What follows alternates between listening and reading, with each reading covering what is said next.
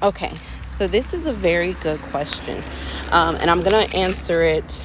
A couple of scriptures come to mind, so I'm going to answer it with those scriptures, but definitely seek the Lord so that He can give you some clarity on what I'm talking about. So when I say you need to give God permission to work on your behalf, I literally mean you need to give Him permission, because He's such a gentleman. He is not going to do anything. He's not going to take control of a situation that you're holding on to. Prime example, the first scripture that comes to mind is Revelations 3:20, I believe. And it's Jesus saying, hey, I'm knocking on the door. Anyone who hears and opens, I will come in and sit and eat with you. He doesn't just barge in. He has to wait for us to open the door and to respond. It's the same thing as when we got saved. When we got saved, you didn't get saved because Jesus made you get saved. You got saved because you answered Him knocking on the door of your heart. You responded. You gave Him permission to come in. So when it comes to that particular video, I'm talking about finding a mate. And not even finding a mate, because I hate that term, but discovering who your mate is.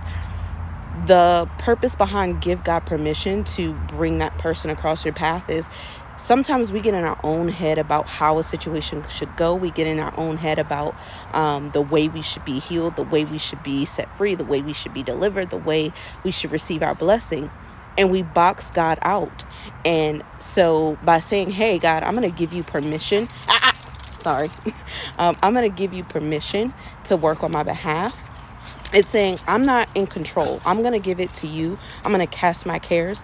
And whatever you say, Lord, that's what we'll go with. And then you give Him free reign to move. There's a scripture, and I'll post these in the comments, but there's a scripture where I believe it's in Isaiah, but it says that the Israelites limited God. It says, again and again, you limited the Holy One. How did they limit Him? How did they limit Him?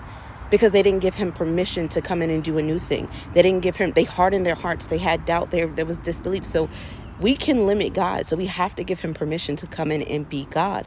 And then the last scripture that comes to mind is 1 Peter 5:7. It says, cast your cares, for I care for you. It doesn't say I'm going to take your cares. It says cast your cares. So we have to give permission to God to take care of this. God, I'm giving this to you, so take care of it for me. I'm giving you permission to work on my behalf and to do something.